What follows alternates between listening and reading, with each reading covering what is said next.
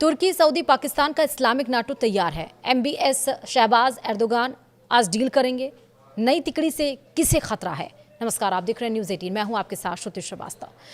पश्चिम Asia की राजनीति में बड़ा गेम बदलने वाला है, क्योंकि पाकिस्तान, तुर्की और सऊदी अरब एक ऐसे त्रिपक्षीय रक्षा समझौते को अंतिम रूप देने में जुटे हैं जिसे क्षेत्र में नया सुरक्षा गठबंधन माना जा रहा है। CNN न्यूज़ 18 की रिपोर्ट के मुताबिक सूत्रों ने कहा है कि इस डील की लगभग सभी शर्तों पर सहमति बन चुकी है और अब इसे औपचारिक रूप देने की तैयारी चल रही है। अगर ये डील हो जाती है तो ये इस्लामिक नाटो कहा जाएगा।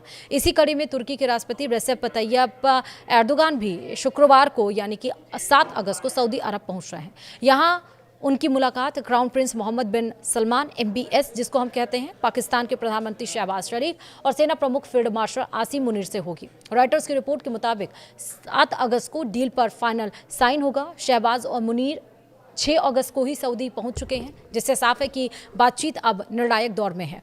यह गठबंधन सीधे तौर पर नाटो और अमेरिका पर निर्भरता घटाने वाला कदम है। वहीं पाकिस्तान के लिए यह भारत के खिलाफ बनाई जा रही रणनीति माना जा सकता है। इस संभावित गठजोड़ की खासियत यह है कि इसमें शामिल हर देश अपनी अलग रणनीति ताकत लेकर आ रहा है। सऊदी अरब आर्थिक संसाधन और क्षेत्रीय प्रभाव प्रदान करता है। तुर्की रक्षा तकनीक और ड्रोन क्षमताओं के लिए जाना जाता है, जबकि पाकिस्तान सैन्य अनुभव और ऑपरेशनल क्षमता के साथ इस गठबंधन को मजबूत बनाता है। इतना ही नहीं, इस ग्रुप की सबसे बड़ी ताकत पाकिस्तान ही है, जिसके पास परमाणु बम है। यानी यह सिर्फ एक समझौता नहीं, बल्कि 3 अलग अलग क्षमताओं को एक साथ जोड़कर एक समन्वित सुरक्षा ढांचा तैयार करने की कोशिश है। यह ध्यान देने वाली बात है कि पाकिस्तान की तरफ से सिर्फ प्रधानमंत्री नहीं, बल्कि सेना प्रमुख आसिम मुनीर खुद बातचीत में शामिल हैं, जो दिखाता है कि यह डील पूरी तरह से सैन्य केंद्रित है, न कि सिर्फ कूटनीतिक।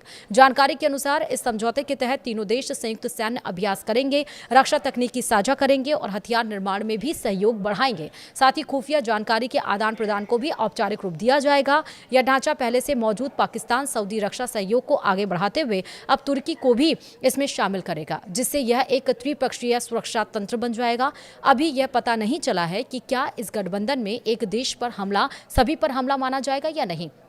वहीं नाटो देशों में आर्टिकल 5 के तहत किसी भी एक देश पर अटैक सभी पर अटैक माना जाता है।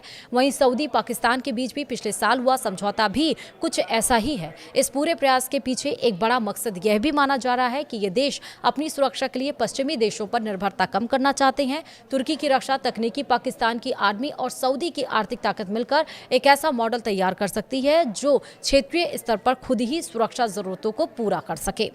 फिलहाल वीडियो में इतना ही। नमस्कार।